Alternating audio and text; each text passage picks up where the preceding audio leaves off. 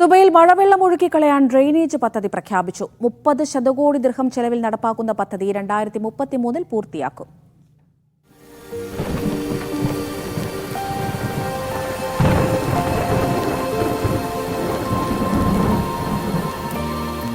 തസ്രീഫ് എന്ന പേരിൽ ദുബൈ ഭരണാധികാരി ഷെയ്ഖ് മുഹമ്മദ് ബിൻ റാഷിദ് അൽ മക്തൂമാണ് വൻ ഡ്രെയിനേജ് പദ്ധതി പ്രഖ്യാപിച്ചത്. ദുബൈയിലെ ഏതു ഭാഗത്തും പെയ്യുന്ന മഴവെള്ളവും ഒഴുക്കിക്കളയാൻ ശേഷിയുള്ളതാകും പുതിയ ഡ്രെയിനേജ്. ദിവസം 20 ദശലക്ഷം ക്യൂബിക് മീറ്റർ വെള്ളം ശേഖരിച്ച് സെക്കൻഡിൽ 230 ക്യൂബിക് മീറ്റർ എന്ന കണക്കിൽ ഒഴുക്കിക്കളയാൻ ഡ്രെയിനേജിന് ശേഷിയുണ്ടാകും.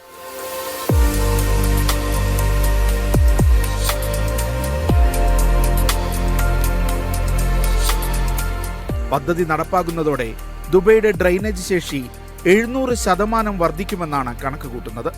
100 വർഷത്തേക്കുള്ള ഡ്രെയിനേജ് ആവശ്യങ്ങൾ നിർവഹിക്കാൻ തസ്രീഫ് പദ്ധതിക്ക് കഴിയുമെന്നാണ് വിലയിരുത്തൽ.